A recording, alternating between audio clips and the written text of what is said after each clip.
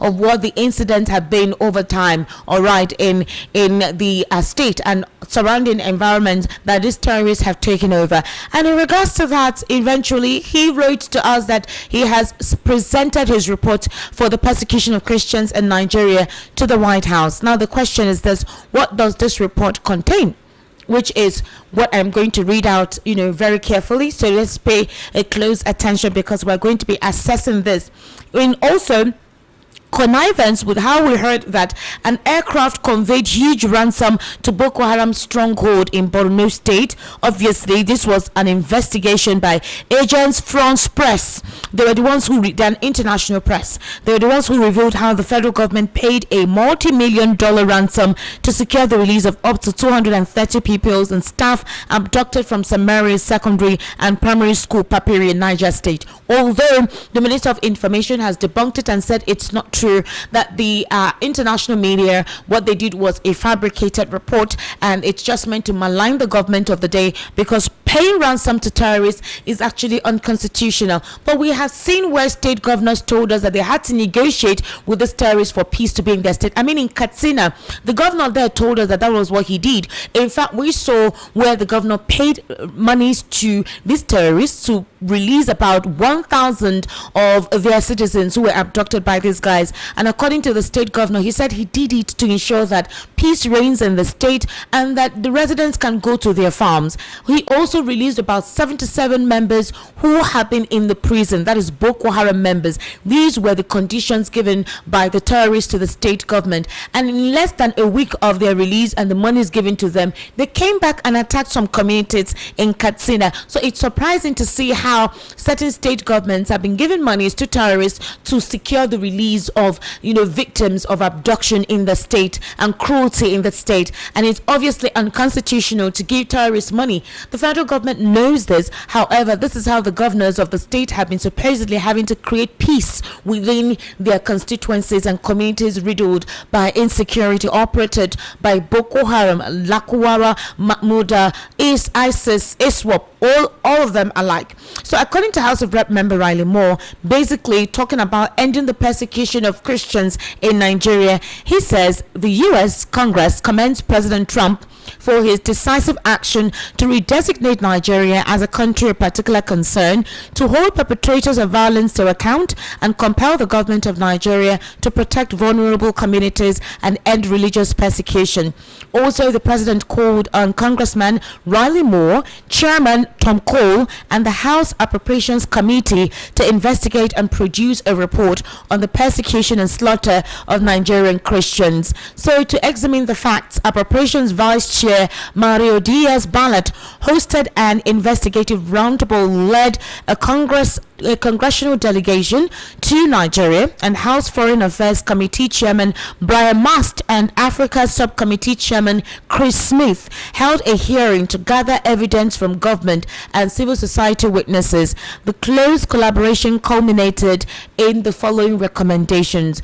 Now, what were the findings by Riley Moore and a couple of the U.S. House members who were involved in putting this report together? They wrote that based on their findings, after decades of persecution, Nigeria is the deadliest place in the world to be a Christian. Christians are subject to ongoing violent attacks from well-armed Fulani militias and terrorist groups, resulting in the death and murder of tens of thousands of Christians, including pastors and priests, the destruction of thousands of churches and schools, as well as kidnapping. Blasphemy laws in Nigeria's northern states are used to silence speech and dissent, target Christians and minorities, and justify so-called convictions without the process, or rather without due process. So based on the action that was taken from Congress, he has created once-in-a-generation opportunity for real change to address this 2-decade-long crisis. So what were their recommendations based on House of Rep member Riley Moore? Strike a bilateral agreement between the United States and the government of Nigeria to protect vulnerable Christian communities from violent persecution, eliminate jihadist terror activities in the region, further economic cooperation, and other and counter adversaries in the region, including the Chinese Communist Party and Russian Federation. Such an agreement should include committees by the government of Nigeria to co-fund donor-sponsored and supported humanitarian assistance, including through faith-based organizations, and to prioritize undeserved communities of internally displaced persons and their host communities, especially in the predominantly Christian Middle Belt region. Support and respond to early warning mechanisms to prevent attacks and kidnappings, including by deploying sufficient and capable security forces to the Middle Belt to enable rapid and effective response. House of Rep member Riley Moore went out to also disclose other measures that were discussed or disclosed to President of the United States of America, Donald Trump. They are to continue and expand security cooperation with the United States, which includes divestment of Russian military equipment for American military equipment through sales and financing. One of the highlights in this report is that Nigeria has to do away with Chinese and Russian opportunities or investment. In other words, for more cooperation with America, Nigeria has to distance itself from Russian-related trade and also Chinese-related trade. And this brings the fears of certain analysts, especially internationally analysts, by saying that there is a reason why Trump is interested in Nigeria. The envy, or will I say jealous trade that Nigeria, a partnership that Nigeria has with China, that Chinese investment or Chinese influence in Nigeria is a major counter for Trump, and this is what he doesn't want. And so obviously putting Nigeria at a crossroad with the designation and giving Nigeria an ultimatum. And from the recommendation, it also highlights what critics have been afraid of, that Nigeria should not have anything to do in terms of operational arrangements or in terms of security and mining activities with Russia and China. Okay? Well, that's part of the recommendations that they're giving. And they're also saying that technical support to the government of Nigeria will be provided by the Americans to reduce and then eliminate violence from armed Fulani militias, including the government considers to be repentant terrorists. The program where they rehabilitate them and then reintegrate them, they're asking the Nigerian government to reduce and eliminate that activity from now henceforth, meaning that they would demobilize and disarm such an arrangement. That's part of the recommendations they're giving. They're to support the new Ministry of Livestock, ranching plans and meaningful land reform efforts, and enhance the recruitment, technical capabilities and willingness of the security forces and military to prevent and respond to violent attacks. Comprehensive counter-terrorism cooperation to rid the region of foreign terrorists. There will be organizations that pose a direct threat to the American homeland, including through the provision of excess defense equipment and use of relevant drawdown authorities. They are to counteract the hostile foreign exploitation of Chinese illegal mining operations and their destabilizing practice of paying protection money to Fulani militias.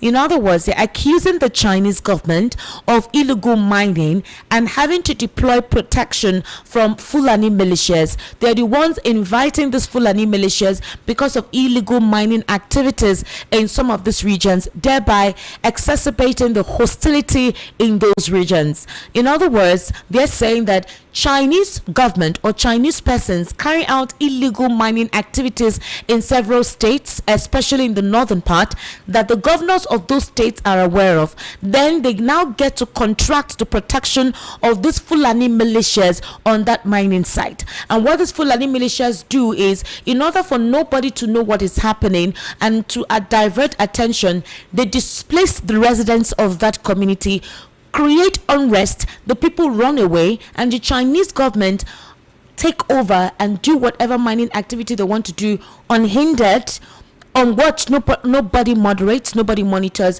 nobody intervenes, so that this Fulani militia is being imported and bought by the Chinese. That's what the United States government, based on what Riley Moore is putting out here, these are part of their recommendations, and this is what they're telling us is actually happening and causing the unrest and insecurity challenges in the north and across other states in Nigeria. They're already in the southwest here. Now, they're also saying that they would implement the National Security, Department of State and Related Programs Appropriation Act 2026 to support the preceding recommendation and the following priorities, which includes increased accountability by requiring proof of progress before obligating additional funds.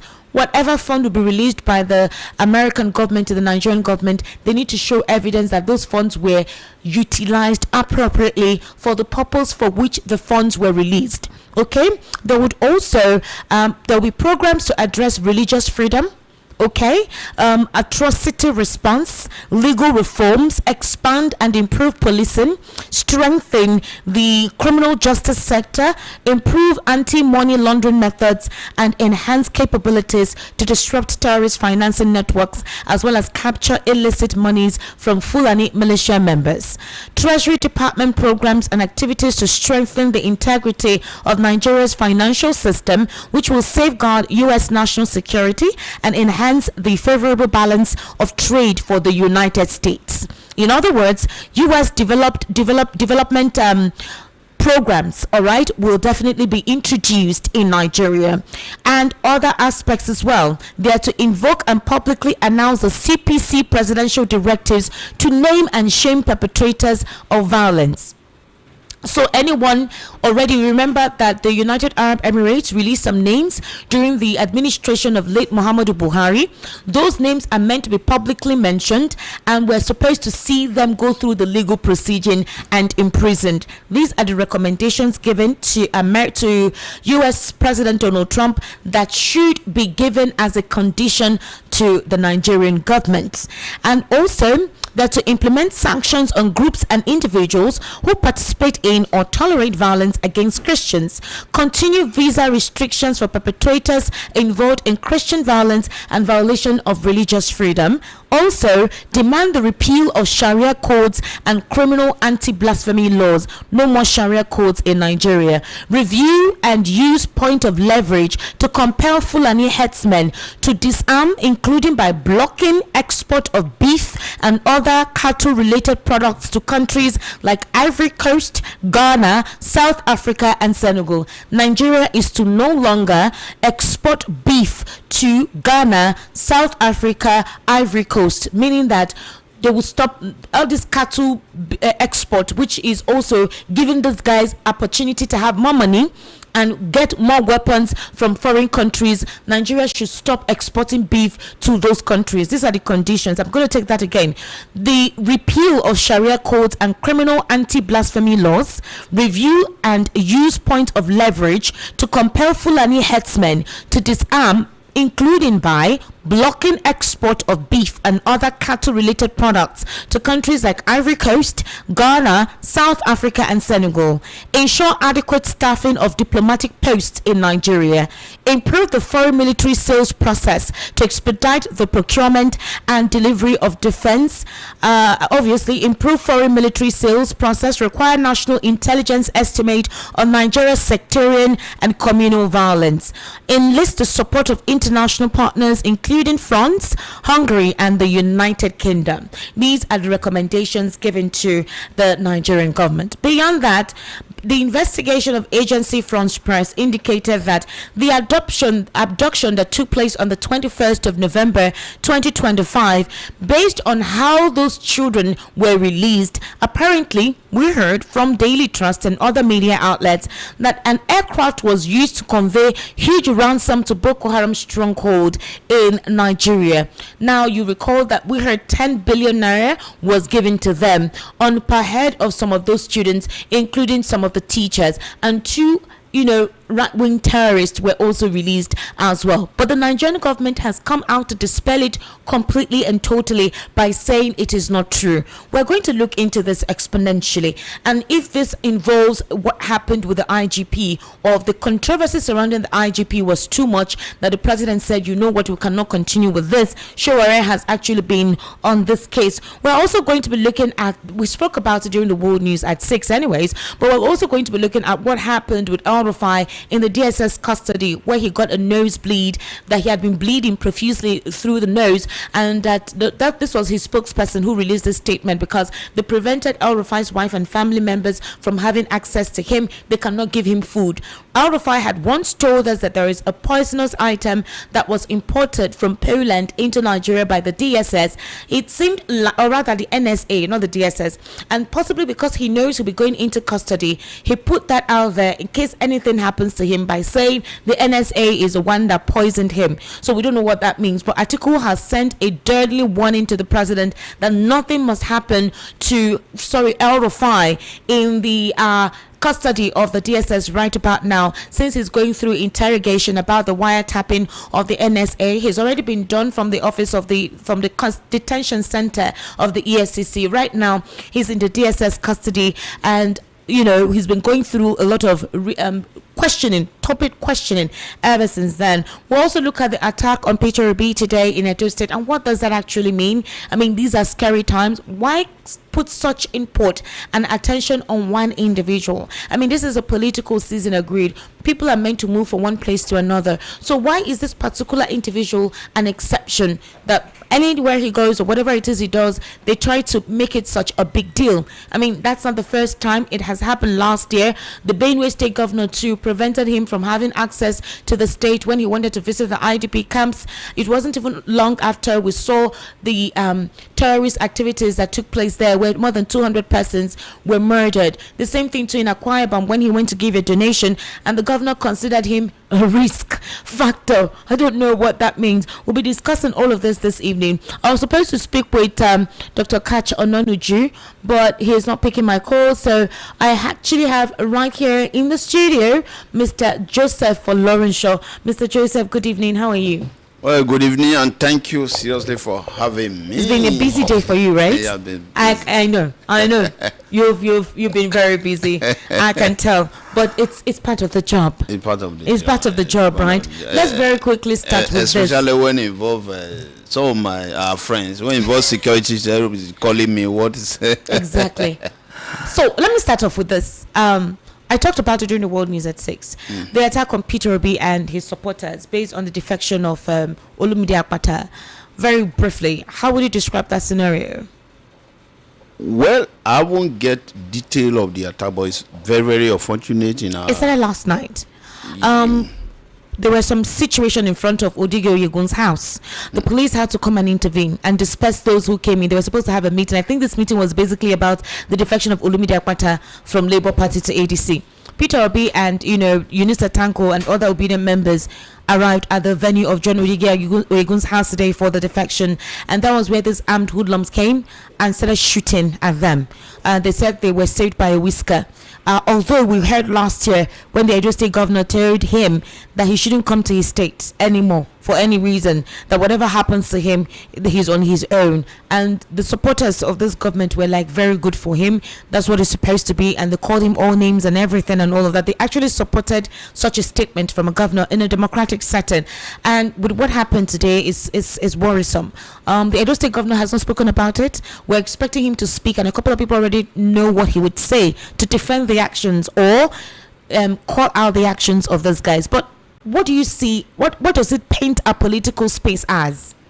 Well, for me, it's unfortunate for this kind of report is going on. But this is our job. The way other people will say things, we will not look at it that way. Eunice was the one that released that statement. Yes, and for me, I will give opportunity for the security agency to come up with their own investigation. No, let's say security agency to come up with their, because I don't want to live by politicians' statement. The governor will come and say, in fact, none of his people. And so let's look at unbiased investigation from the security agency. Then second, what I'm saying this is not the time. This is not the only time that we are seeing opposition coming up with a lot of report. Because, for example, if I need an attention, there are possibility that sometimes politicians can stage manage. So you think this is just a cheap shot? And before you know it become a conversation. Do this for a cheap shot? No, because for example, they can come up with a short video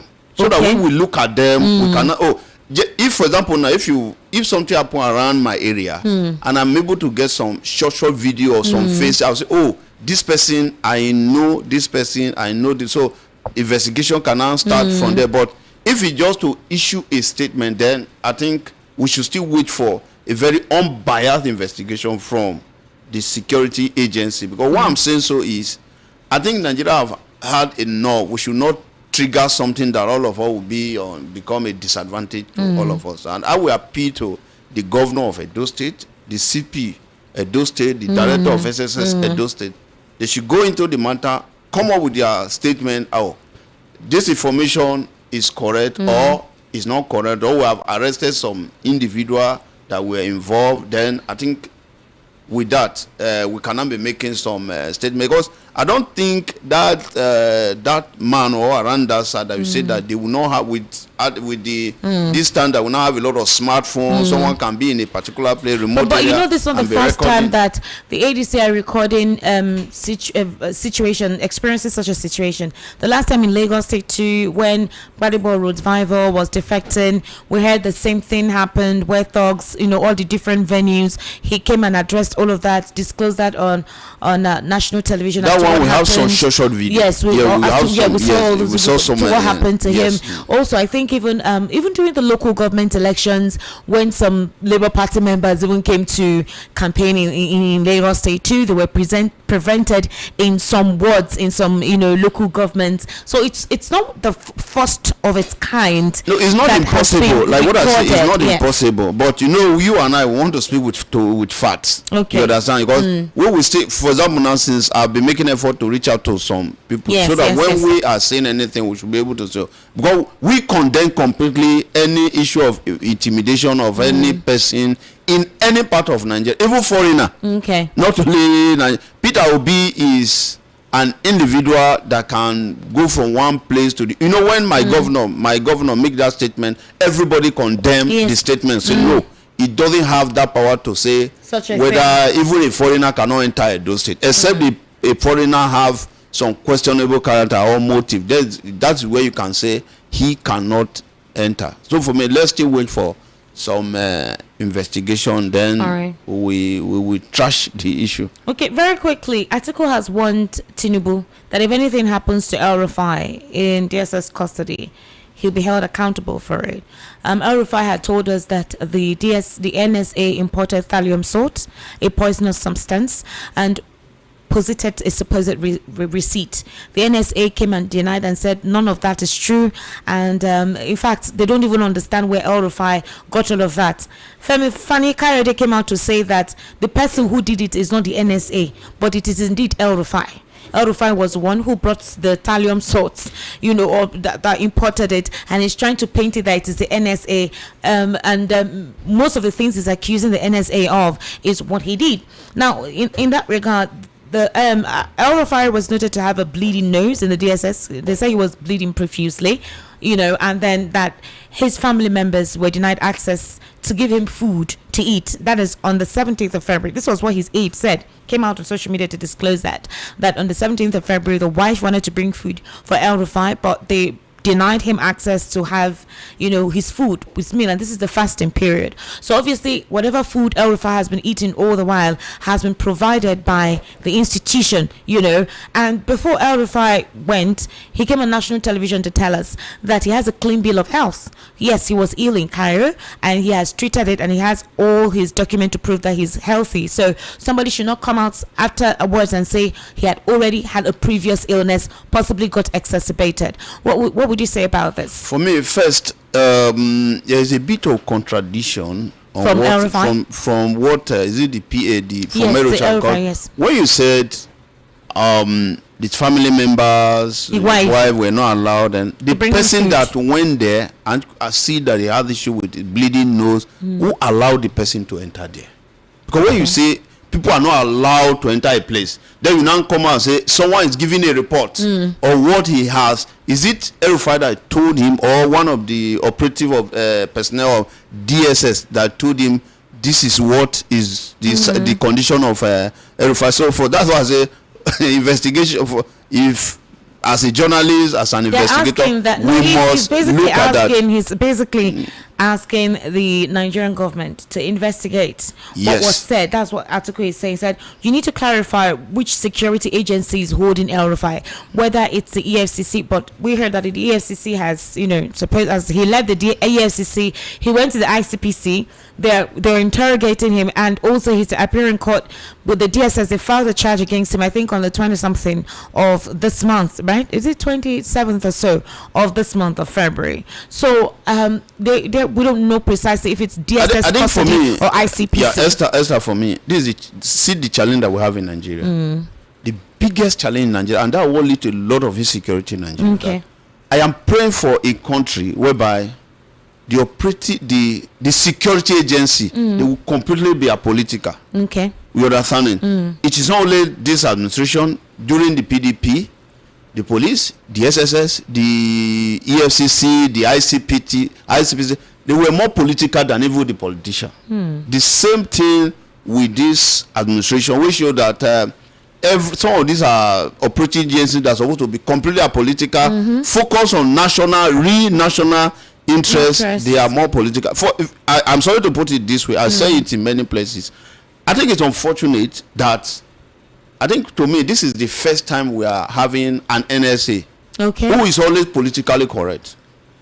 I'm sorry to put it, because an NSA, that position, Esther, that position is like, when you talk of the host of heaven, the angel, after God, no, they mention, those are very covenant with the Bible, they mention Gabriel as the captain of the angel.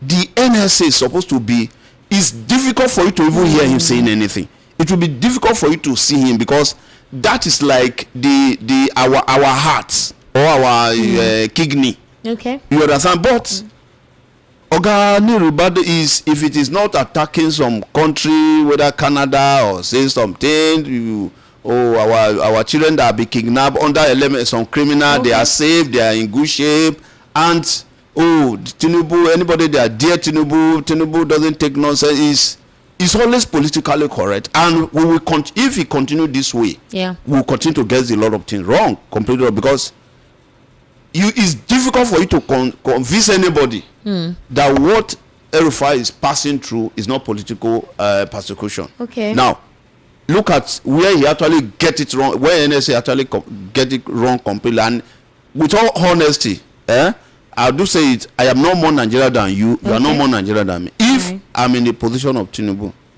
like the statement he made recently, that, they are taking El-Rufai to court because they say El-Rufai say he has information about NSA.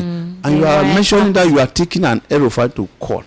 One, if you go to court, that very case is going to lose it, write it down. Secondly, it's an indictment that NSA, you can tap NSA's call. Dude, is like, you are not telling me that the president is very vulnerable under you as an NSA. Not vulnerable. I'm sorry. Hold on. With the coup plots that was foiled under the nose of the NSA. I see, Esther, the coup. I follow the first statement when they say there is no coup. But no.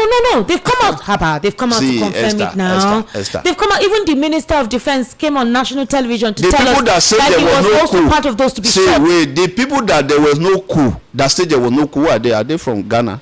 That's the funny thing. I don't know why they denied. I don't know why they denied that in the first instance. For me, when you, Esther, are you wicked? Are they wicked that you say one thing now, then tomorrow you make it? But you know it's not the first time. No, what you would have said, what they would have, if they told us that time that they said there is a coup, we are investigating. No, but they denied it outrightly. But later on, I came back to confirm it. Esther, leave the coming back. I don't follow the coming back. Okay, well, the reason why I'm saying that is you said about the vulnerability around the presidency, and I'm saying I didn't say there is a vulnerability about the president. I said with the way the NSA is handling issue, for me, I will conclude that the president is very vulnerable. But I'm saying, is the president not vulnerable? There was a coup that was fought, all right, the president not vulnerable. So I don't believe under the NSA's nose. So no, this is what is apparent under the NSA's nose, and then somebody could wiretap the NSA's phone conversation. That is, the matter is in court until they are able to do. So see, any person that will be on national television to just make a grandiose statement. For example, if I'm an NSA, El-Rufai made that kind of statement, I will utter a word.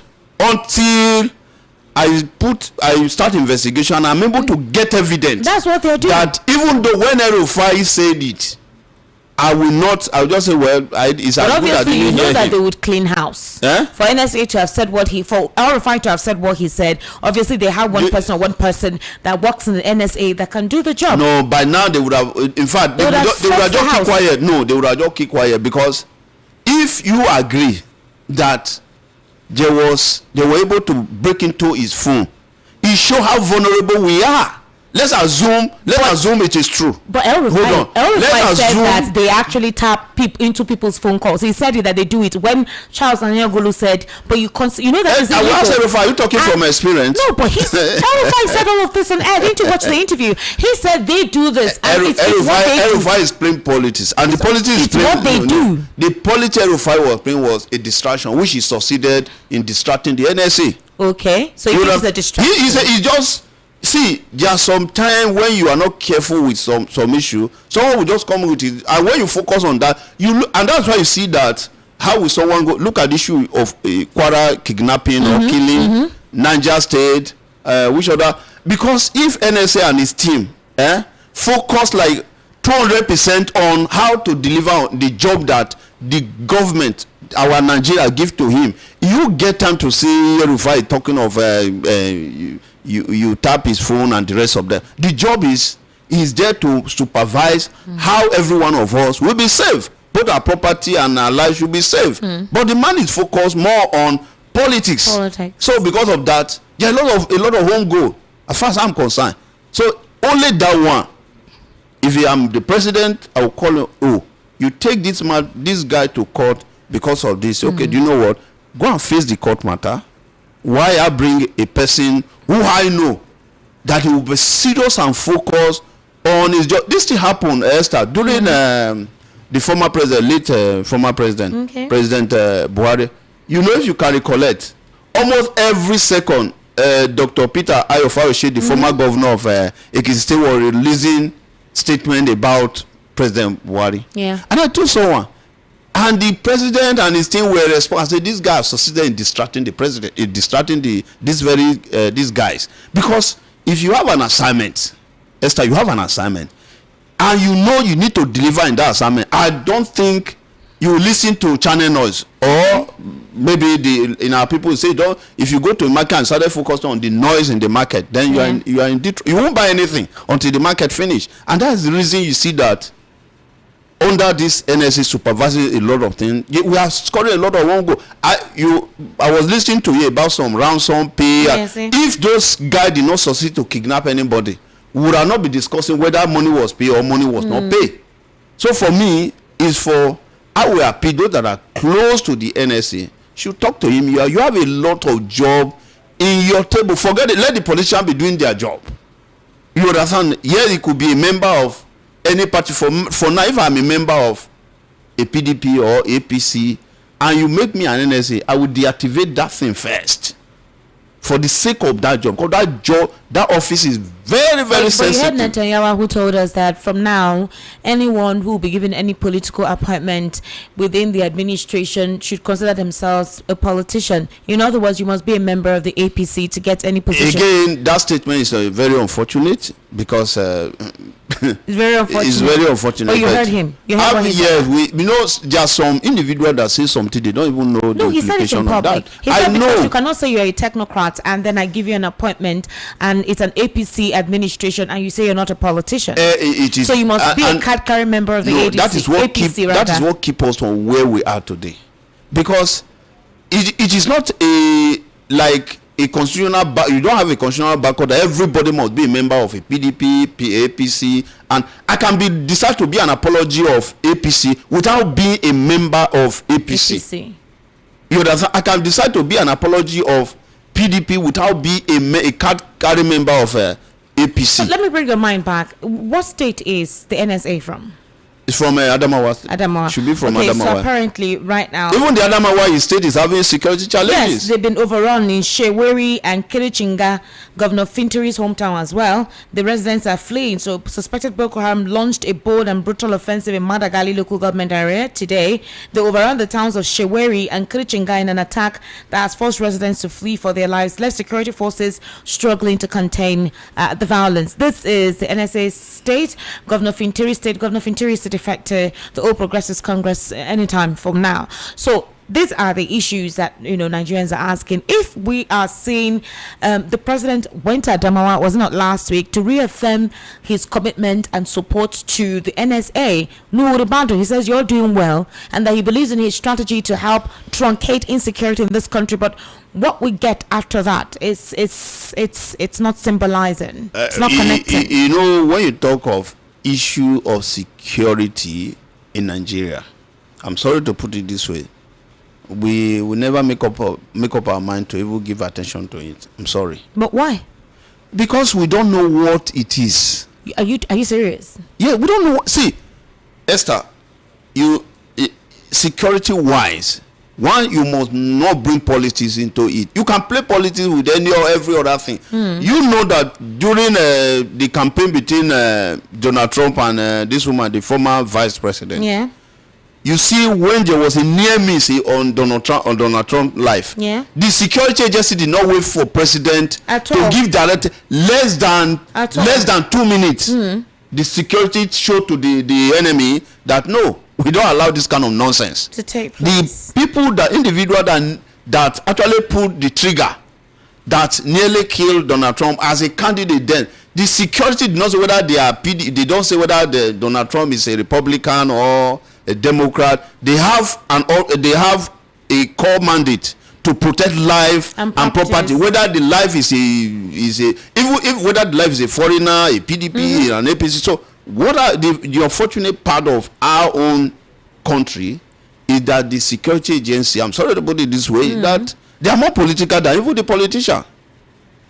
And I don't know how we are going to come out of that kind of situation. And it's a very, very dangerous situation, because it is not only because of this administration. Under PDP, Esther, under PDP we were complaining that that was even part of New Ribado, the NSA now, that issue of fighting against financial crime is like people that are very close, extremely close to PDP, is like they were just it's like, maybe this is not a serious issue. But those that were in opposition then, they were in fact holding them from trouser, shirt and the rest of them. So they still have that narrative of as where we are today is the same thing still continue. But it is a dangerous narrative anyway, and I pray that we should have the courage to say, do you know what? If you are to protect life and property, whether the life is okay, look at, if you go to my state, by now, I think I've never seen that my governor apologized for saying Obi should not enter Edo State. Yeah. You understand? Me, I won't support him to say Obi should not enter Edo. Obi can enter anywhere. Just as himself as a governor. I am in Lagos. Okay. If Lagos State governor say Joseph must not enter Edo State, people will ask him, where do you get that power? You know, so let us find a way to condemn what is wrong. You are there today. Worse, the governor of Edo State will be there for 12 years. Let's assume, they decide to amend the constitution. Or if not, 4 years or 8 years. Then you become a person like Joseph. You're only different, you have more money than me. You understand? If not, you become an ordinary person like me too. Let's listen to the president. National Security Advisor, the son of the soil, Nuruddin Ribadu.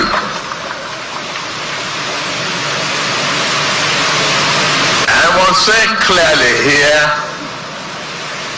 that we are doing an excellent job and we are seeing the results. With you, we will defeat the bandits and terrorists.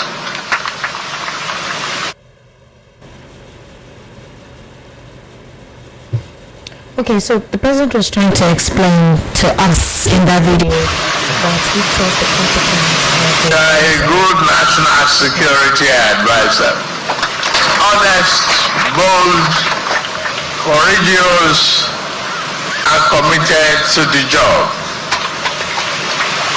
I believe the state of Adamawa is strongly proud of you, because I am too. So if the president has expressed such confidence on the NSA, what exactly are we seeing here play out? Esther. Is it that the president doesn't know? Esther, the president, even he is a Lagos person, he still need information from Lagos for him to say what he want to say. Okay. You understand? So see, as a president, as a governor, just sometimes the information that is getting to you, it may be like maybe the distance between Cameroon and Australia from the truth. You understand it? Now, are you saying that the report in issue of security challenge in Adamawa in his own state, is it a lie?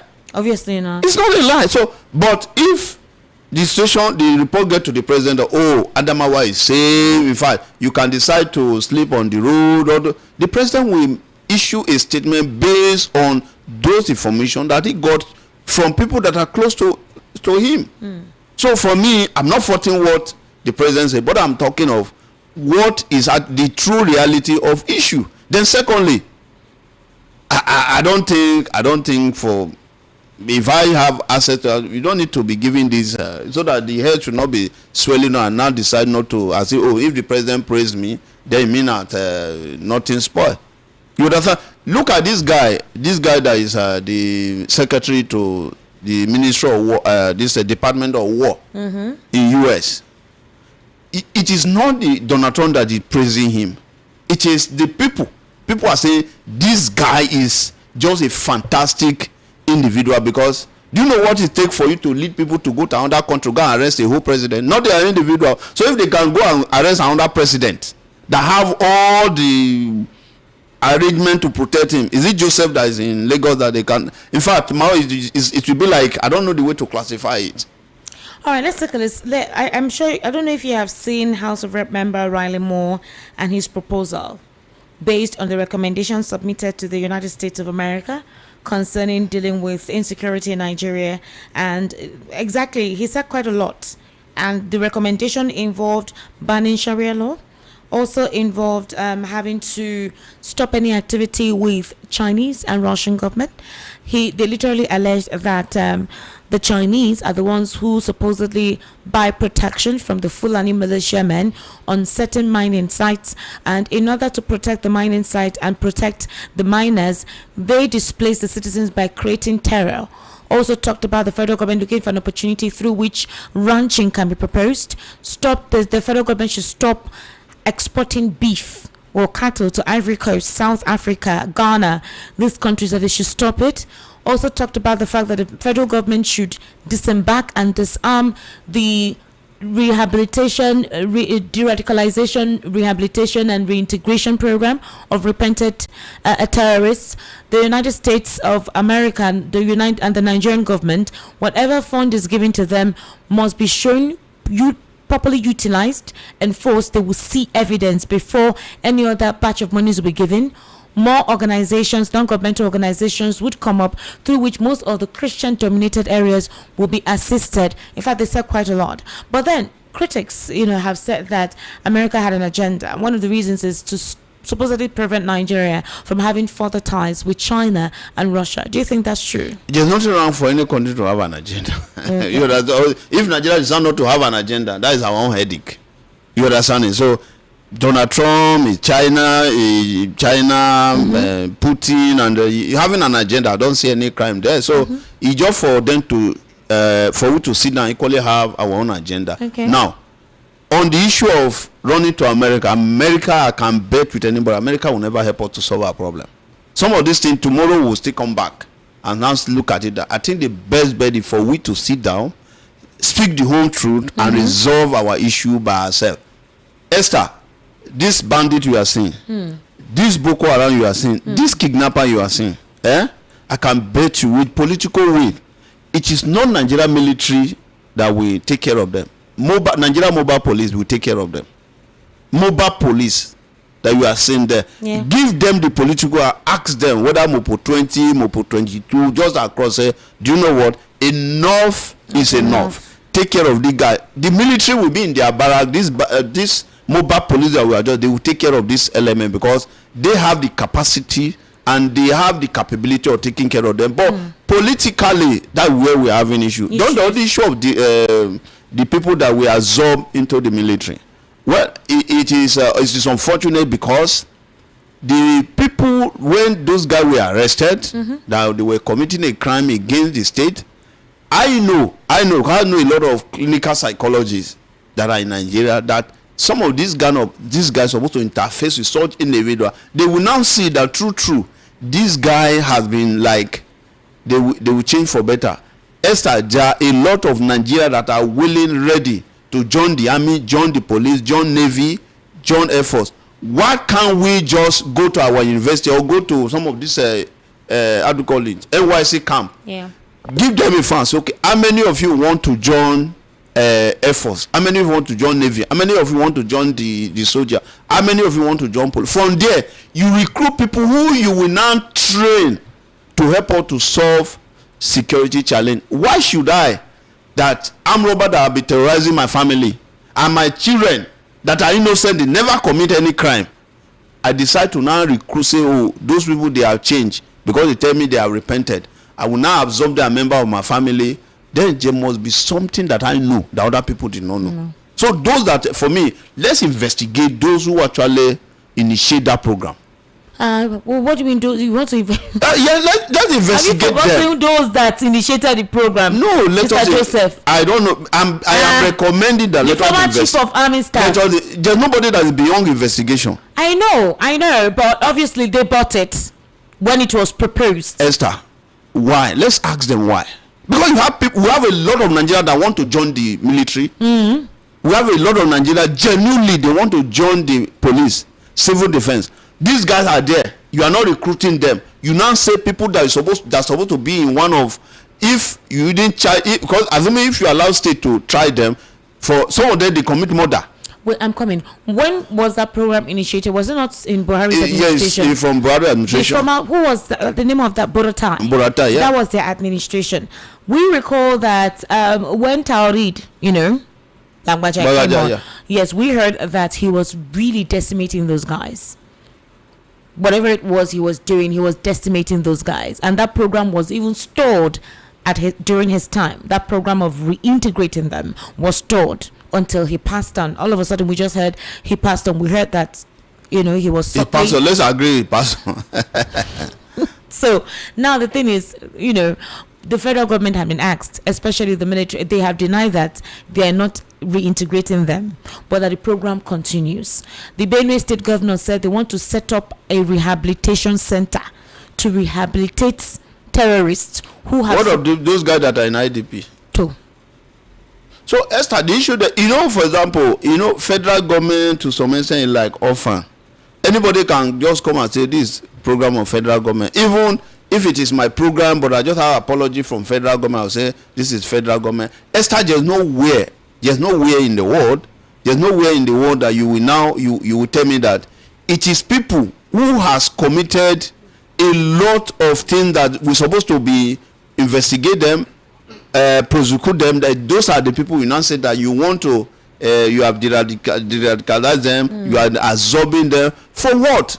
And when you know that, we equally know that this guy, the incentive that they are having in committing crime, you cannot give them. So by the way, before you know what, now they become people who spy the activities of the state to some of these elements. And those are some of the issues that we have. Esther, you take a person who have serious and correct information for you to go and lay ambush on the military. I'm telling you. You know what the military is? He was almost ambushed. You know was this yesterday? You know that General Musa was killed. Yes. Was there any response from the NSA that you are saying that he is doing fantastic. Do you know what it means for you to kill a military, not even a general, a military officer? And they did a video. And you know, so the NSA, I'm sorry to put, the NSA by now would have shown us, oh, this is the response we have because of that general. About 1,000 criminals has been killed because he's supposed to respond. Till tomorrow, nobody tell me, oh, if they're able to recover the phone number of that general. Because if the phone number of that general is still with those elements, Esther, you know, so we have a deep trouble. Yeah. Because there's a lot of information that's supposed to be strictly classified information that those guys will not have access to. So, for me, I'm sorry to put it this way, like, that's why I told you earlier that issue of security is like a transaction. Oh, it's like, it's not, we never agree that it's a problem for us. If we agree that it's a problem, then we are going to sit down and solve it. But in Nigeria, we have the capacity and the capability to resolve the issue if we did not if we not involve politics. You were saying earlier about the attack on Peter Obi and his guys. So there are videos and pictures now. John Oyegun is there. Peter Obi is there. We're seeing the bullets, the cars riddled. I don't know if you can see that. They've already released the pictures from Tanko's. So they should provide all these things to security agency, and so that we will not be on the neck. The gates. Yes, so that we cannot be on the neck of security agency. Yeah. They said they were trailed actually from when they were entering the what do you call it? The states. These guys trailed them before Tanko even wrote what he wrote. He said they trailed them from the party secretariat, opened fire the residence of the former governor of the state. That thank God Peter Obi's security team, who held their ground at the gate, stopped them from gaining access. So those guys were not just shooting; they wanted to gain access into the country. I think the CP at those states issue a statement like yesterday. Issue a statement. How many people have been arrested? If you see some of those pictures or those a video, they should provide it for him so that you do thorough investigation. Yeah. Arrest whoever that is involved and say, oh, this is not tolerated under his watch as a CP of Edo State. And again, I'm from Edo State. This is on Edo people because I don't think we will sit down and say nobody should enter Edo State or will become like a thug. And I think whoever that is engaged in this, he should know that every person in Edo State will condemn it, and anybody that does not condemn it, then we leave the person in the hand of God and his conscience. This is quite it's unfortunate. It's not because everybody cannot be looking one side. Makes no sense. Everybody cannot be looking one side. So I equally know, Esther, you know, during the was it Jonathan administration, you know, when this lady, would you call her your lady then, Mary Oga, who was a spokesperson for SSL, when it was like doing a lot of things as if that job is going to be there forever and ever, people were saying, oh, madam, you have to take it easy. Those that are there now, whether you are a security agency, whether SSS, whether police, just knows that a time is coming. The people that are sending you some message now, whether good or bad, a time is coming that they will not be there. But how are you going to, I don't know the arrangement that, the buffer that you have for yourself. I equally know that the country, the state equally have a record for you. As I am today, the state will be having some record for me. Oh, when I have the opportunity to serve my fatherland or my motherland, what did I do? So let us look for a way that security agency supposed to be completely apolitical. That is where we can get it right. Because why they are not apolitical, that's the reason you say a time is coming. You say that even journalists will not be around here and there. Oh, it's as if you are ABC and you are doing your work. I'm doing my work for the sake of how this country can be better. But let's do a very, very clean, decent and nationalistic work. Okay, we're going to take a very short break. The evening rush continues afterwards, but please do kindly stay with us. We'll be right back.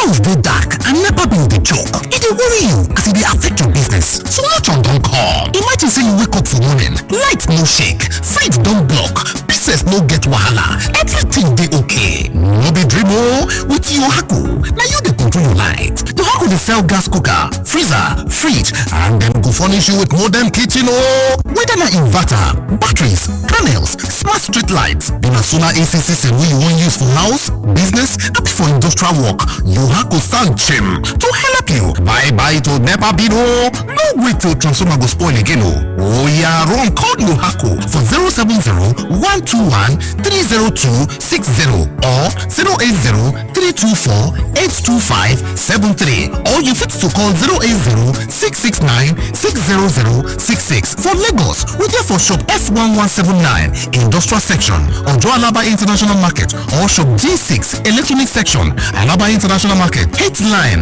Ute Obochi Plaza, Abuja office na Corporate 13, Dubai International Market, back of Games Village, Karu District for Abuja. For Port Harcourt, we there for number 51, Oporo Road, Eziowa Elite Trade Center, for River State. Yohaco website na www.yohacoproducts.com. Online store na www.yohacostore.com. Yohaco, from sun to earth, we dey make your mind dey connect.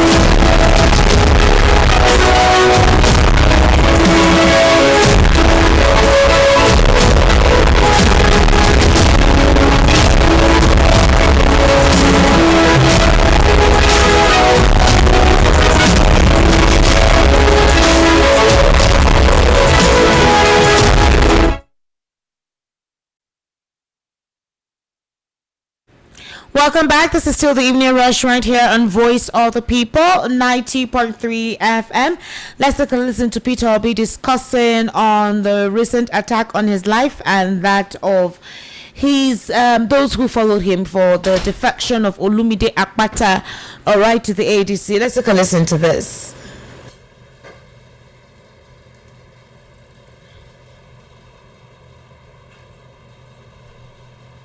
Can you hear? It is time people speak up. It is time those in government act. They are not going to be there forever. They are allowing this to happen today.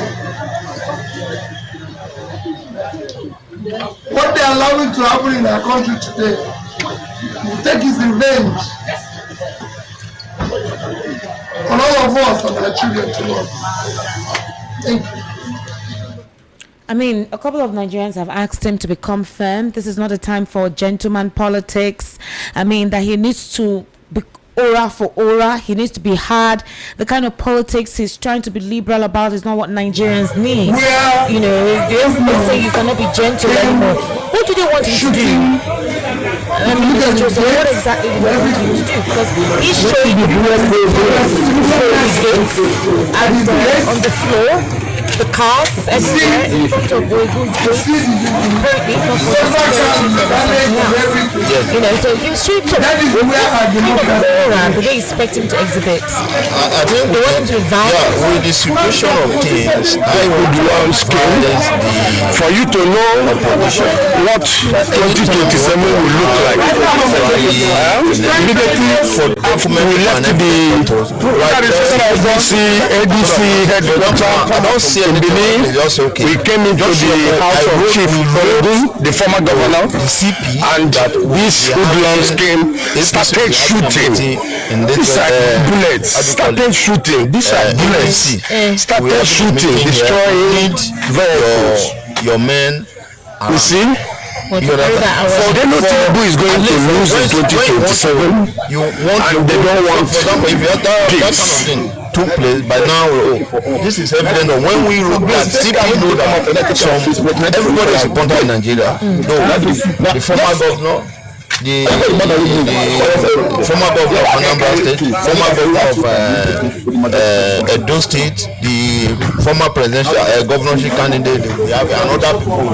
Then you not keep, if there's anything like that, then indirectly you be indicting this. I'm not saying that is the normal in every country. Level. When you get a situation you assess it. If you heard that, they shot one man in the this thing is getting become not it's also the ABC talks. We know you have a history of violence. I am just advising that but this one is completely condemned. Whether it is APC, PDP, ADC, it is condemned. This is not don't in a civilized country. I don't think we need to act this way. But for me, I would say it's that let the CP of Edo State put a statement to tell her whether he have arrested anybody or let him come and say this is not true. Yes, you understand? No, something I'm doing that the CP of Kaduna said it is not true. Until later, he said not true. You understand? So I think the CP of Edo State issue a statement or address the press like yesterday. Except he knows something.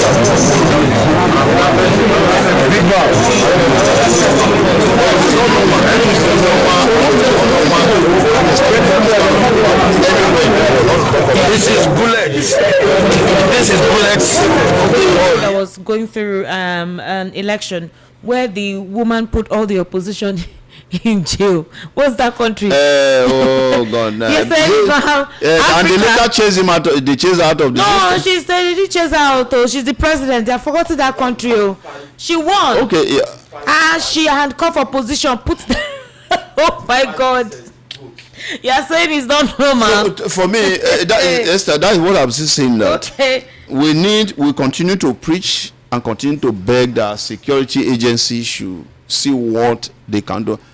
Esther, see it now. Donald Trump was campaigning. Hope you know. Yeah. Donald Trump was campaigning in America, and there was a near miss. The security agency act immediately. I don't know why people have confidence in them. So those ones that are there, to quickly take care of whether you are PDP, you are Republican, or you are not. That's none of their business. They have a job of protecting life and property. All right, Mr. Lawal Kundari, you can react to it, please. Your response. Yeah. One thing is this. One of the things that comes to my mind is why. Thank you, Tanzania. A specific reason why the president withdrew the security from the VIPs. We have to ask ourselves that question, because normally during election, presidential candidates, they normally give them security. Okay. This candidates or contestant, they give them security because they know it is volatile. But these people don't have things like that. The question is, why did the president withdraw it? Because he didn't withdraw his own. Did he withdraw his own? He didn't withdraw his own. The president didn't withdraw his own security, but he withdrew his security from other. Even the Akpabio had to come up and say one or two things to plead with him to try to return it.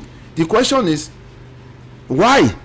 Now we are seeing some vulnerable things in to this some of these people, because yes, like this meeting now, but some of them supposed to have like Peter Obi is a candidate. Sorry for coming in, sir.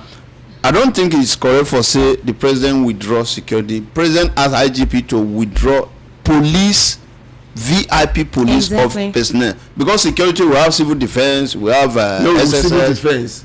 No, civil defense is not this. No, see, when you say security, we have civil defense, we have SSS, we have even private security. They are still security. Yes. Something happened, and the president have a meeting with the IGP and say, okay, please, that is former IGP now. Yeah. The police that are with the VIP kindly withdraw them in order for you to add to what you have because of security challenges.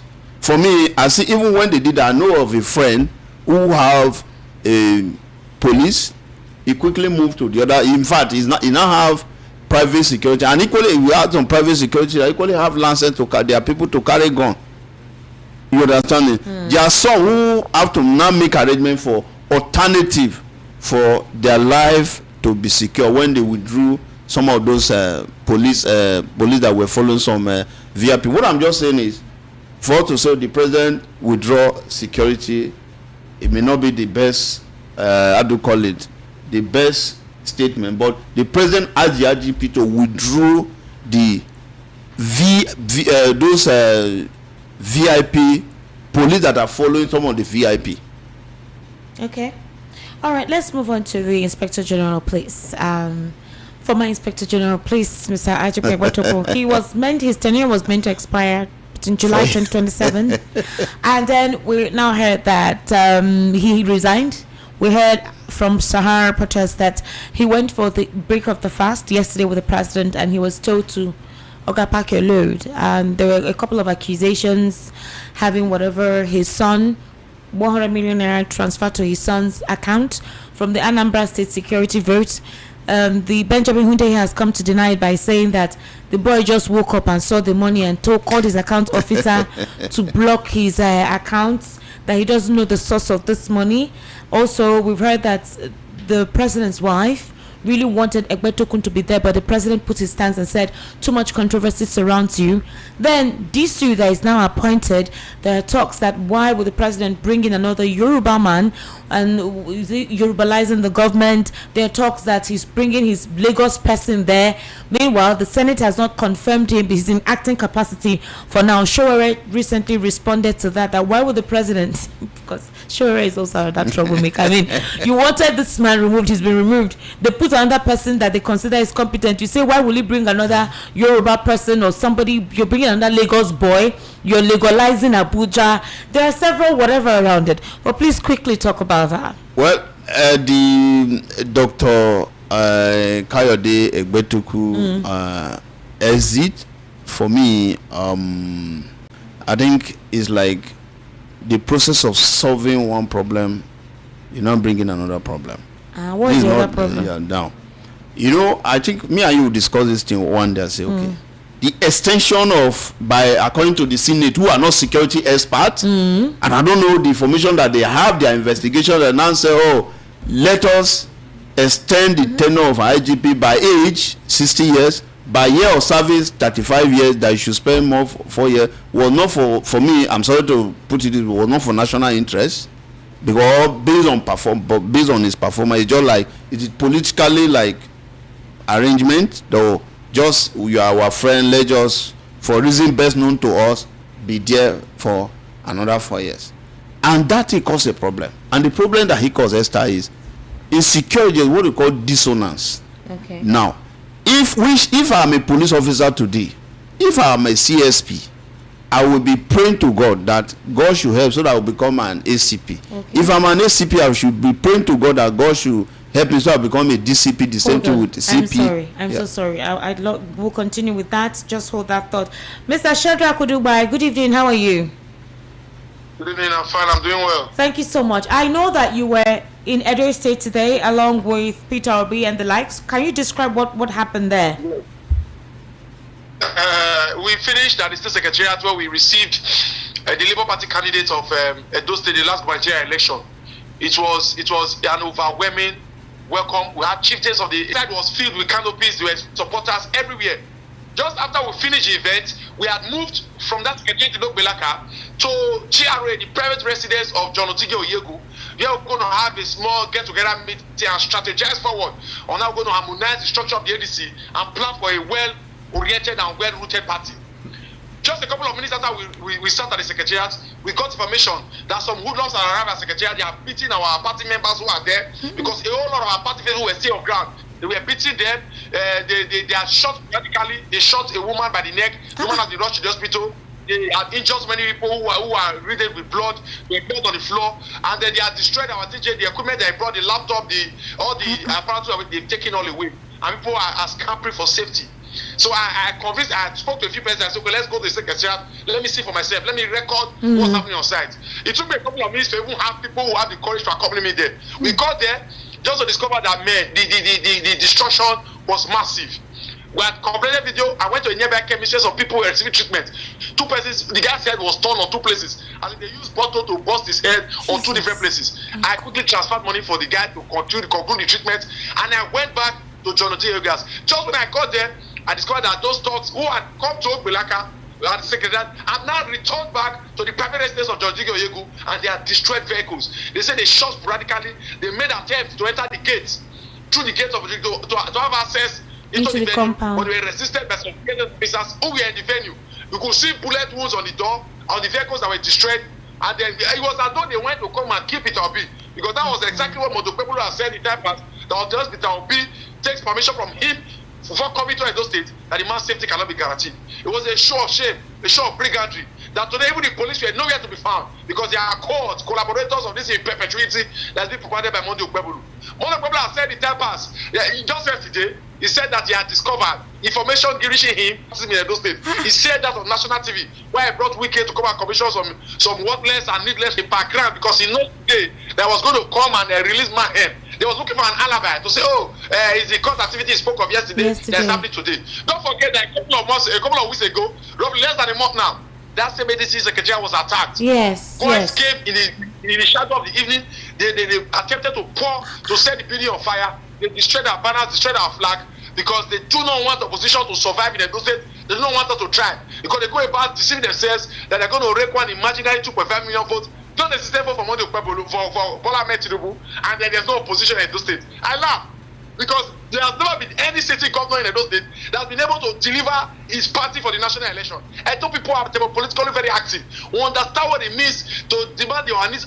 We know how Motokwebulu came into office. We know how he came on by outright rigging and manipulation of votes. He does not have the complete capacity. Motokwebulu lost his senatorial district while he was contesting for governor. He has a city senator. In this his last election. So what Motokwebulu talking about? He does not have what it takes to even deliver up to 100,000 votes for Bola Ahmed Tinubu to speak of 2.5 million votes. What they are saying to Bola Ahmed Tinubu is just a joke. They are cracking a joke, and the joke is of Bola Ahmed Tinubu. But this level of desperation will not permit in those states. This level of brigandry and not intimidate us, believing that when they begin to shoot guns and then people will not get scared, will not fret away, will not go. Okay, but Monday, let me ask you, Mr. Shedrack, because we heard Monday Okwebulu made that threat last week, or rather last year. Like Peter Obi comes to Edo State, whatever he finds it's his business. But here is the thing: did Peter Obi and his team write that they are going to be visiting the state officially? So that he wrote. Was there a response? He said everybody are aware that it's coming. Who said so? Peter Obi said, well, in the course of the event, so people also raise that issue. You see Peter Obi, who they say needs permission to enter Nigeria.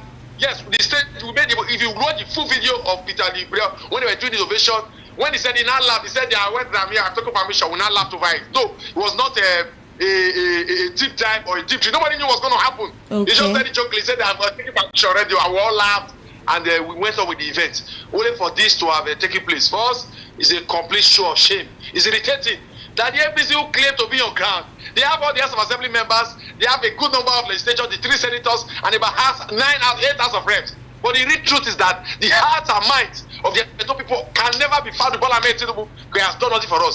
And the governor gave us, who could not pronounce GCFR, but claims that Bola Ahmed Tinubu is his father, was saying GGS, GM, and ended up saying GSM. And people begin to wonder how finally this man became governor. He said he's going to give Bola Ahmed Tinubu 2.5 million votes. A man cannot read the figures of his own budget. He's calling 2.5 million, and people are taking it serious. Do you think that Monday Okwebulu is just being overzealous? Because the president cannot be an advocate of democracy and be somebody who would actually sponsor or approve such brigandage. Do you think these individuals are just being overzealous? Or is there something we do not know that, okay, in order to prove your loyalty to this administration, you need to verbally and openly show your disgust towards a particular individual? We want to understand. This is now beyond politics. I mean, what kind of politics is this? I really want to understand what this means.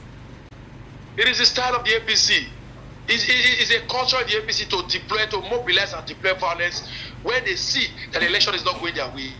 It was clear how the Boko Haram started, how they brought militias. It was in time of Buhari they brought militias that translated into Boko Haram that has been plaguing Nigeria even to date. So Monday Okwebulu understands that he owns the infrastructure, the security of state, he owns the infrastructure of state security, and it can molest and intimidate anybody to suppression. But I've told them clearly that Nigeria succeeded and evolved during the Nigeria existed when General Sani Abacha did. Hello? Mr. Shadrach. Yes. Yes, you were saying something. I strongly believe that they are doing it in close collaboration with President Bola Ahmed Tinubu, because if they are not doing it, he would have called them to order right. Even that statement he made, they would have cautioned him, say no, Peter Obi is a respected member of the Nigerian society. He cannot be reduced or threatened by a governor to say no, he does not need permit. The APC said nothing. And you all know this, the nature of the APC, a party that came out in public. It was Adams Ali Oshomole came out to say, when you join APC, your sins are forgiven. That is to say, it's a party that harbors criminals and the miscreants. So when we see this kind of action, these are the actions and inactions of Modi Pueblo. We saw how they disrupted the court proceedings, that took the court proceedings to Abuja. They were able to be shooting guns and they were clearing arms. This is a plan, is a roadmap. It is what they are known for. At least if you know the character of the state chairman they have in Edo State, Jared Tenebe, who said he's going to cut his neck and cut his hand. That's an actual statement motivates people for violence. That if the state chairman can cut his neck and cut his hand, then what can you do? Then you should be able to also cut your family's head, cut your family's hand to ensure that we deliver for President Bola Ahmed Tinubu. It's a stop of violence. We see this clearly. And Moni Pueblo had made this choice before now. So he's just trying to fulfill what he had promised. Mr. Shadrach, just hold on. Somebody wants to ask you a question. Yeah, Shadrach, how you doing? Joseph. This is Joseph Folorunsho, sir. Oh, Sir Joseph, what else, sir? How you doing? Yeah. I want to find out from you. Yes. The ADC were expecting the like of Peter Obi and other a wonderful Nigeria, right? And you put logistic in place to receive this individual, if I'm correct. Very well. Now, do you think it will not be proper that after all those logistics, for the safety of your guest, because for example, if you are coming to see me today, I will make arrangements to ensure that you come to my house successfully and you go back successfully. Did you people write to the commissioner of police Edo State and say, oh, ADC is having a stakeholder meeting, they're having a meeting in so and so place, please talk to either the closest area commander or DPO or your men present is needed because of this meeting, because based on our own risk assessment, it's better for us to ensure that the police for now is what we have and we have to make best use of them. Do you put right to the Edo State Police Command requesting for men to be on ground? There is no large gathering that we've done. See, the truth is this: we've been receiving the campies every single now and then in that office. The day they came to bond our office, we received 2 special advisors that decamped from the PDP to the ADC. And when they said Olumide Agbada was coming, it was good. The DSS, that's the prime of state security in Nigeria. In the DSS is aware, if the DSS were fully on ground, the DSS officer was in charge of it. We spoke extensively. They were on ground. They are the one who, when you have enough security, so you have security like 2 or 4 e-laws from DSS, you see to go and add police and add army. What exactly is the role? Police, there's no way police say they are not aware. If I want to conduct a protest, the last time we decided to hold a protest in Edo State here, they called me DSS office and I didn't go to write to anybody. Police was supposed to hold a week after. The police are reported that we want to constitute a nuisance just because the flyer was on social media. We didn't say they are blind to it. They don't have a information gathering technology to know. See, this thing is a close collaboration. After they both finished shooting, I took like the police didn't go there. I went there. No policeman was there. They who said they didn't hear gun. That's the heart of Benin, just opposite the High Court. To that place, and from that place you will be seeing the state secretariat. You will see the federal High Court, and that place you are talking about, John Odugo residence, is a stone throw from government house. How would they say they are not aware? People come and they shoot, but that is the road to government house. You can run from that. Odugo house is just a stone throw for government house. Sitting side by side with your house or the residence of Chief Loki Osawaru Chief Gabriel Gwinejo. See, this thing is purely orchestrated. These boys are from the state actors. They are Monday Pueblo's boys from the APC, as spearheaded by Jared Tenebe. These people want to wreak havoc and intimidate us to submission to ensure that Edo State slides in one party state. So that your election day, because of this violence, we will not be scared of coming out. Only Commissioner of Police is not aware. But after the whole thing that happened, about 30 minutes later, when the boys had gone to the house, they now packed police over the whole place. And I told one to leave here. Was not saying when the thing was happening in the court, I said, you you say you're not aware. Me that say I got information, I was aware. You are not aware.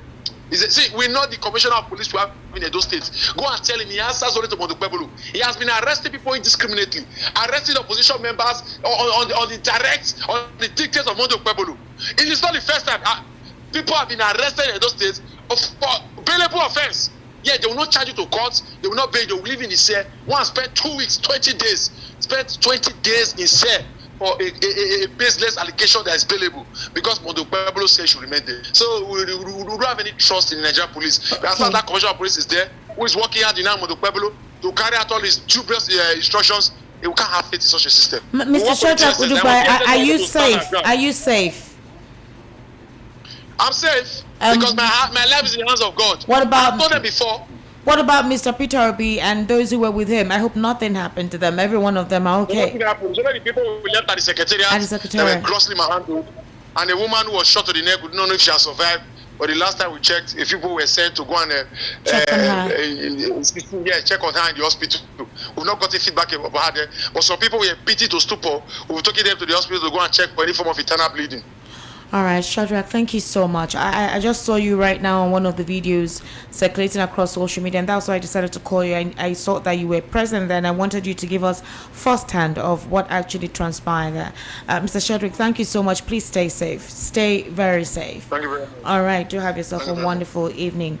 Okay, before we deviate, okay. Yes, for me, I think I would advise Oga Peter Omi, if I were him or if I'm close to him, if I enter a dossier based on the what if statement from the governor in the past, the first place I'm going to call to go to the CP office. Oh, yeah, Mr. CP, I just come to a dossier. I decide to just say. When did we descend to this kind of thing? Hold on, no, Esther. No, Mr. Esther. We need to understand because it doesn't even make sense. It doesn't make. But see, what we call intelligence, Esther. When you see, I don't like people running away from situation. You understand? I have someone today, Esther. I have someone that need to do something in Abuja because it's very, very sensitive. Because this person I manage our environment. Immediately he told me get to Abuja. I said, okay, please go to so and so place. Make sure you see that they should see you, that you are around, and possibly do a picture there, a selfie there, send to me. You understand? Because we are not saying this is normal. This is like a lot of when you see abnormal situation, Esther, you need to look at, okay, I'm facing abnormal situation. How do I deal with the issue? Okay. You understand?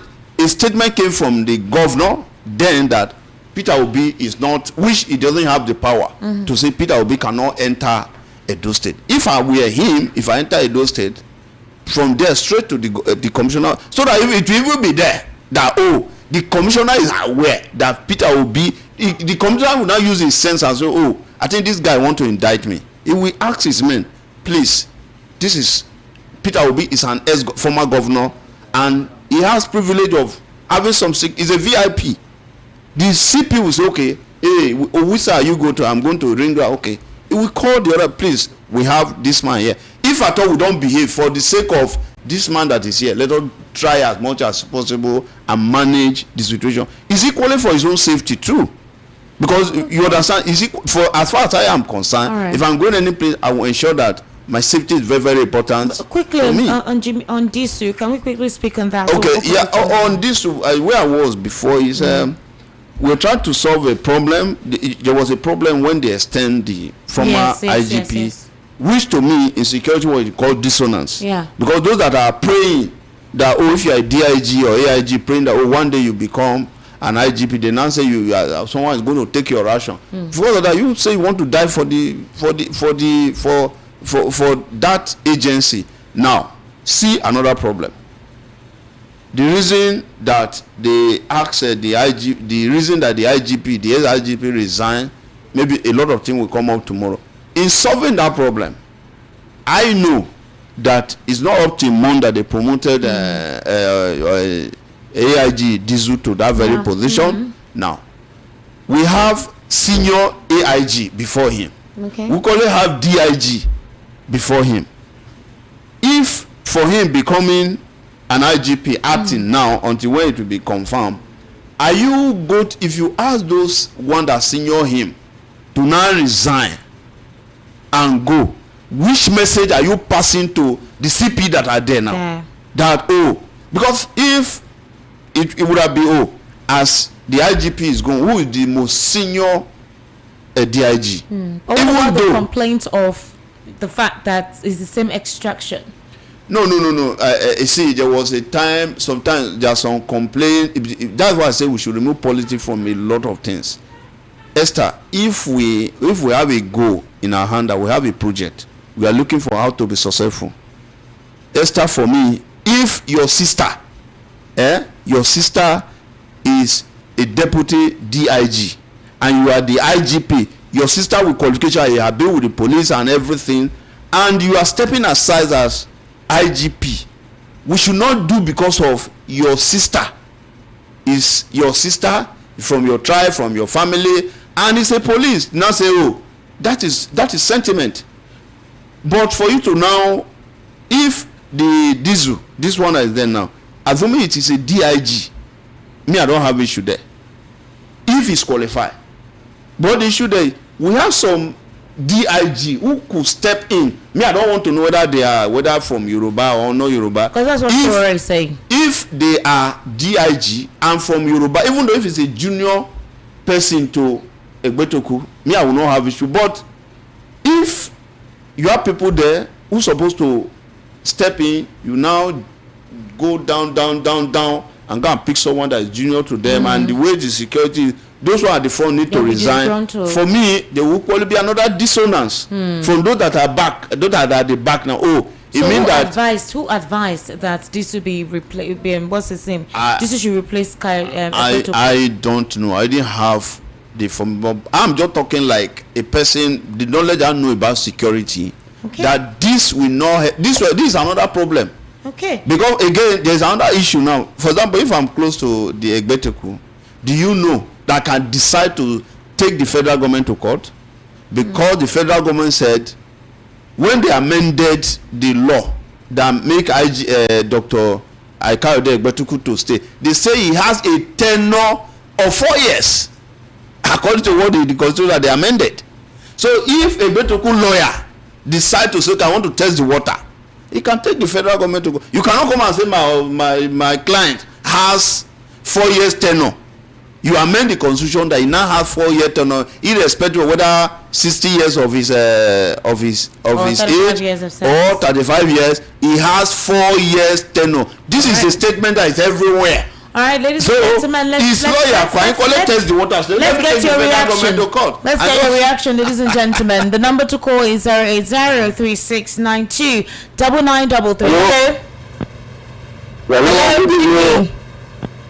My name is. Your voice is very low, sir. Can you speak up? Good evening, ma. Good evening, sir. Can you hear him? Yeah, I hear him. Yes. Okay, yes. Go ahead, please. My name is Ikins from Ota. Go ahead, sir. Calling from where? I'm calling from Ota. All right, please go ahead.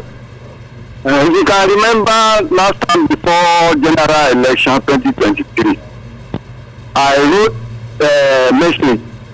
Message was not released that time that if this man enter power, Nigeria will not stand. That's what I wrote.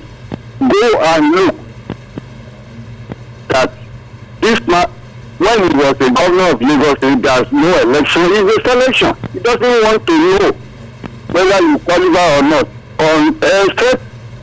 Except person who have interest of me. I know him very well. Thank you. All right, thank you so much for calling. 08036929933. 08036929933. That's the number. Hello, good evening. Turn down the volume of your radio, please. Hello. Good evening. Esther, good evening. How are you? What's your name? My name is Pastor. I'm calling from Jackandil. From Jackandil. All right, please go ahead. Please, about this issue. That's why we be crying about this our electoral reform. This thing now don't happen now. About the state issue now about P2B.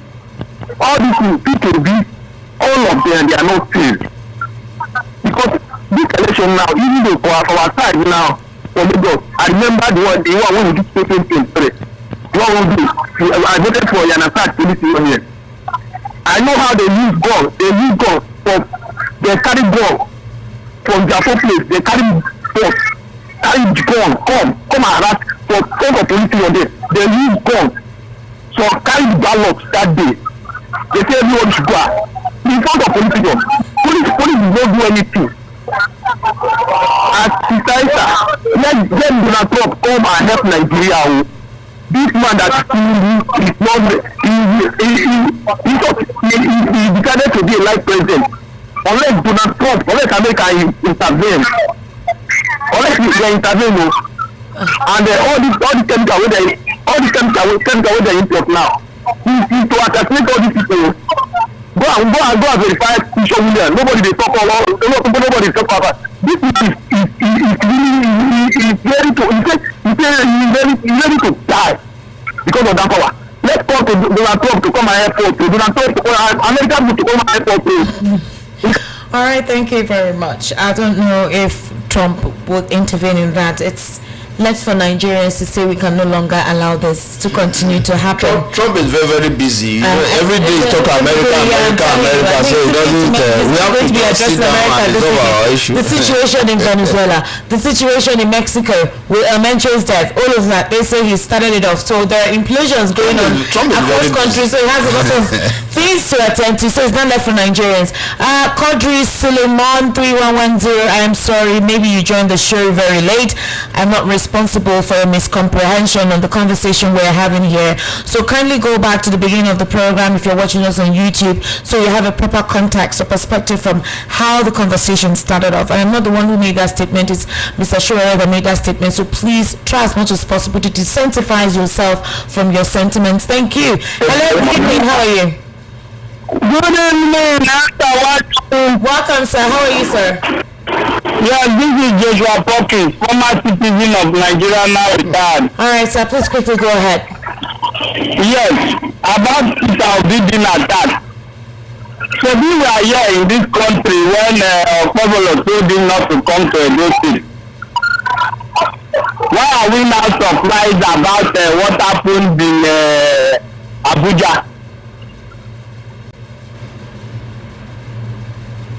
Hello? Oh, okay. I think he has gone off. Hello, good evening. Good evening, yes, sir. Welcome, sir. How are you? Yes, this is Mr. Kumato calling from Okasa. All right, welcome, sir. Please go ahead. Please, this thing is happening in Nigeria. It's around. We don't know what to do or what is going on in Nigeria. So we cannot have a position in Nigeria again. So we cannot have a position. So if it's just want to remain only them in power. Which of them in Nigeria now, it's not making any sense at all. So what happened to people today now? So then we cannot go and enter another part where we want to enter. They don't take it easy because they are power to tomorrow and not to be in power. Please, it cannot be champion forever. One day somebody will come and be that champion also. This is getting bad. It's not making any sense. Still killing everywhere. They cannot go and fight Boko Haram. They are fighting the opposition. It's unfair. This is unfair at all. So we are not safe again. We are not safe in Nigeria, in our own country, because of politics. We hate ourselves because of politics. We cannot relate as a brothers and sisters because of politics. You know we go to move forward, Esther. Can we move forward in this way? This is not making sense at all. I'm afraid though. I'm really afraid. I don't know what's happening here tomorrow. I don't know what we're doing. When we reel out this information, it's not to make you afraid at all. Don't be afraid. This is a psychological tactic to inflate your spirit. It's like a brother and sisters. We don't work together and make Nigeria move forward than to hate each other. Alright, well, thank you. I would advise Nigerians not to be afraid. Trust me, power is transcend. Okay, I mean, see what's going on with El Rufai, right? So don't worry. Parish Ransom, nothing remains permanent forever. 08036929933. 08036929933. Hello, good evening. Hello, good evening. How are you? Fine. This is Gabriel from Oshodi. All right, Gabriel, please go ahead. Please, as they say in Yoruba, that Adamawa or Multimiri, a witch that 5 years ago, in the morning, a baby died. What killed the baby? That is the witch. This Edo governor have said it, and it's after Peter Obina. Let him continue. This is how it was started. Though. Let him sign it, and the history students, let them know what started the war. 2027, they said it, and they want to succeed. Wike himself have said it in Abuja that anybody that will not vote for his master will not be able to move. This is part of it. So they have started the war. This is how war starts. Let them continue. But nobody is above God. God is with us. Let them continue. If they will kill a bee, they will kill. All right, thank you so much for calling. 08036929933. 08036929933. The WhatsApp number is 0817-1756-338. 0817-1756-338. That is the WhatsApp number. That's where you can send your messages to, ladies and gentlemen. I don't know if you've been calling on WhatsApp as well. Let's take a few of your messages along with, calls. This person says, Esther, anyone that fetches an ant-infected firewood is inviting termites to his house. Our problem in this country is APC. I don't know the agreement APC has with China that is making them sell this country to China. Chinese is the major reason for insecurity in the north. As for Sharia and terrorism in Nigeria, how can a country that wants to be united be operating two different laws? It's a shame that the federal government is paying ransom to terrorists. As for Obi and Okpebolo, let them leave this man alone. He's not the only politician in Nigeria. KC from Ikeja. Alright, this person says, Esther, there's nothing Tinubu cannot do concerning settlement of terrorists. He can pay any amount to terrorists in order to exonerate himself from the U.S. accusation. He's scared of the U.S. He fears Trump more than anything, and it's only Trump that can tame Tinubu. Tinubu is not interested in governance since it doesn't have the capacity to rule, especially protecting lives and property and management of the economy. Rather, he's interested only in politics and sharing money to individuals to praise him. UC from Ojo. Hello, good evening. How are you? Hello. Good evening. What's your name? My name is Gideon from Tesla Festival. Gabriel. Gideon. Oh, Gideon, sorry, your line is shaky. All right, go ahead. Okay. Good evening to the guys in the studio. Good evening, sir. In short, this country is not tired all of us because you get as a bit. Imagine, don't be there, they say, make the video come to those states. And now we are surprised. How we would tell me, say, national security officer to become another thing altogether? Now be the most politician where we get in Nigeria now. Talking from both mouths, everywhere. Causing problem, everywhere. Then we talk about Nigeria. In short, make Trump come and do it. In short, I'm gearing up, making come. Chap. Because you are tired. Thank you. All right, thank you very much. This person says, to the best of... okay, VOP station, you're doing great. Thank you very much. To the best of my own understanding, I can see what the ruling party is doing to Nasser El-Rufai as a political witch hunt, of which I know that if he venture across to the ruling party today, they will let him go and bury all allegations laid on him. God will deliver us from their propaganda. Mr. Sam from Ijegun. This person says, this person you're typing. Okay, this person says, wow, I'm speechless. Donald Trump has revealed, this is your message. It seems like somebody, it's a forwarded message. Oh, wow. I can't read this, please. Thank you. It's too long. Good evening, Sister Esther. Let me tell you, this government cannot swear that they don't know anything about this insecurity in this country. As a father, when the Oyo State governor made that comment about Obi, what did he do? His what next is death. It's possible El-Rufai said so that such wouldn't be used on him. All right. Thank you very much. This person says Tanzania is a country. Yes, thank you. The attack on Obi and his supporters in Edo State should be condemned by well-meaning Nigerians. For goodness sake, politics is just a game of contest and not a do-or-die affair. And in every contest, there's always a winner and first runner-up. It hasn't gotten to the point of attacking opposition. Edo State governor once told him never to come to Edo, that if anything happens, it's on his head. Let the security agencies arrest them immediately. Until then, we're watching as the planet is listening. Comrade Abraham. Okay, hello, good evening, how are you? Hello, sir. Good evening, sir, how are you? It's calling from USA. Calling from where? Hello? Calling from where? Okay. Calling from where? I do security, and US have decided this is an aspect of China. Yeah, my learned colleagues have discussed it before, that China is doing whatever in the north. And today, the US have discovered it. Secondly, the attack of the day, we see, the soldiers crucify Christ and whatever, whatever, we take away under the thing Christ did through, we still render love to him. Whatever that is to do and the ABC, Nigeria is still loving them more. So, I wish him the best, and my greetings to your colleague, Lawa Kundaya, Joseph, and President. Thank you. Thanks. Thank you. Thank you very much, sir, for calling. All right. 08036929933. 08036929933. Hello, good evening. Hello, sir. How are you, sir? I'm fine. I do. Welcome. Good evening, sir. Good evening, brother. Hi. What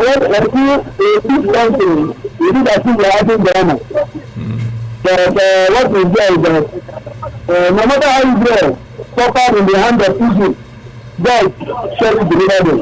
No matter how you're going to put it in their hands, I believe that one day, God will deliver us in their hands.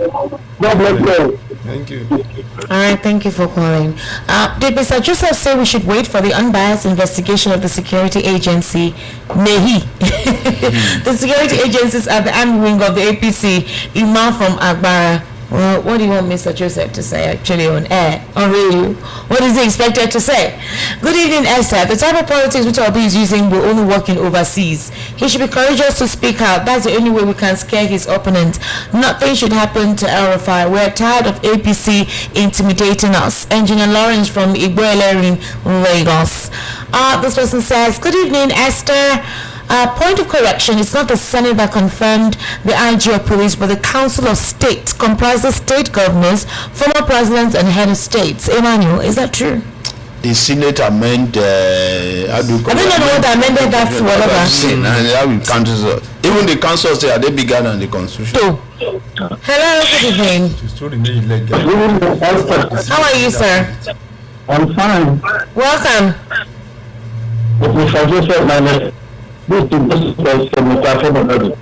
you turn down the volume of your radio, please, very quickly? Hello? Am I okay now? Turn down the volume completely. Alright, go ahead. Although come closer to your phone. Okay. You sound like you're far from it. Okay, I'm with my radio. I'm on my phone. Okay, go ahead. Okay, my take to the whole subject is that Nigeria is heading to an unknown destination. Though, like I used to tell them one other station, I'm older than the independent. What happened in 1966 is about to happen in Nigeria. So my advice, please, pardon me to use this language. The elders of Yoruba land should call tribute to order. It was Western election that brought about the civil war in Nigeria. And no other thing that caused it than Western election came to assist Awolowo group. Eventually, they abandoned the Igbo man and gave him this name, this body that we are carrying out up to today. So, I am warning Tinubu and whoever is in this big heart that he should continue. Let me say this. The Yoruba man should understand that there are siblings in Hausa land. is expecting stakeholders to come and assist of the subjugation they have been facing since the entrance of some extractions in Nigeria. And with what is happening, it's like the Yoruba is aligning with this extraction and making this to continue to suffer what they are suffering. Please, we're not doing this. The president is not a Yoruba president. So any group of Nigerian can go and talk to the president or warn the president or advise him, please. Bola Ahmed Tinubu did not even win the 2023 elections from the southwest. It is even the north that recorded most of the percentage of the votes that brought him to power. 68% or even more than 68% was from the north. So please, Tinubu, President Bola Tinubu is not a Yoruba president. He's the president of the Federal Republic of Nigeria. He visited all the regions in this country, all the states in this country during his campaign, and promised to deliver good governance to them. So please, I would implore us not to isolate the president as a Yoruba president. And the same thing applies to any other aspirant, especially for some of you saying Obi is an Igbo president. You cannot want to vie for the presidency of this country and you are vying as someone who is a regional leader. No. Do you understand? Okay, anybody who wants to aspire to become a president of this country is a president of everybody and must give equal attention to the needs of every region in this country. Not one region must be more than any other region. That is why you are the president, the Federal Republic of Nigeria, based on the constitution that will operate. This nonsense that we're witnessing in governance based on sentiments being given to either religion or tribe is crazy. Absolutely crazy. So please, any group can address the president of their disgruntled. He is not a Yoruba president. Please, it's very, very important that we have that in mind. 08036929933. Hello, good evening. Good evening, sir. How are you, sir? Welcome. I think we still dinner or good word Chibu calling from the latter Nigeria. All right, welcome, sir. Please go ahead. That one tonight. I also appreciate my every brother, Colonel Joseph. All right, also sir. brothers in law. My take is on this very matter of political strategies and the rest we have been encountering in this our nation have been ongoing to date, society to date. The problem we are having is dialogue. Last time I heard my view in the same gathering, when some were saying let us protest. I said protest cannot be a solution. It is only dialogue. But the point we should know is, do we have everybody, people, or every leaders that have acquired some position in the whole world? People like Ayoko is a former Secretary General of the Federation. He did fantastically in those years back, 1984-85. We have them here in our nation. What is happening? These are either statements that can rise up and speak on our behalf. All of this mess will be over. Yakubu Gowon is there. Obasanjo is there. In dialogue. And go back to the status quo of what is embodied in our electoral situations we have been passing through that we cannot be able to implement. That's one solution. We don't need to be starting say, oh, let's do this and that. If any leader is not doing it right, we have everybody to put that can rise up and dialogue with them so that there will be peace and tranquility.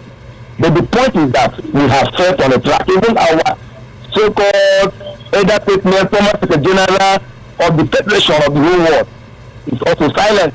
That's what baffles me so much. It's an easy matter to tackle and bring to subjection, and we get the politics we desire like other third world countries like US. So what are we talking about? Escalate us dialogue and put our perspective and hand it over to our various leaders like Ayoko, Gowon, Obasanjo. This is what I'm talking about. Like, these are people that said since 1966 to the new what they are passing through.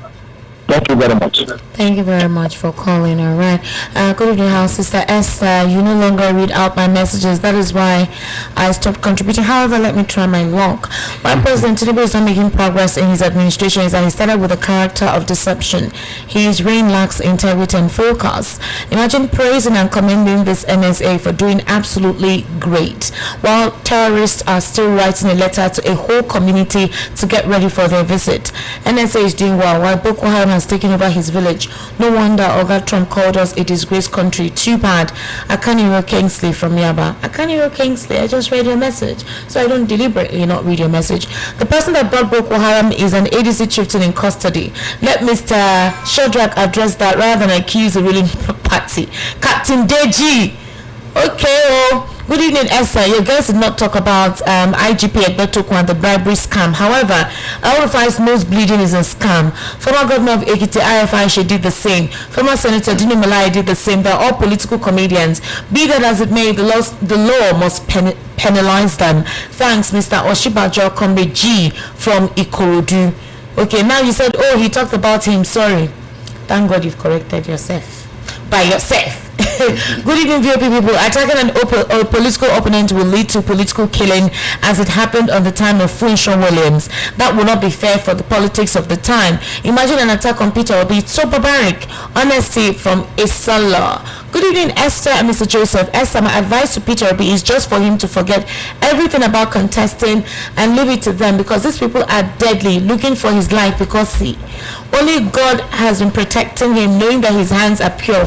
What kind of rubbish act and set of politicians were this? In fact, I have never seen a kind of jealous politics and politician like this, marking, tracing and going after a particular individual and following him wherever he goes, just out of jealousy and envy. Please let Peter Obi keep off from contesting and have his peace. After all, he has the money that will sustain him and his family throughout his lifetime. I think that is the element. Discourage him, threaten him so he no longer continues. But hey, Nigeria belongs to all of us, and it doesn't belong to a few set of persons. Like I always say, power is transient, and we will be here.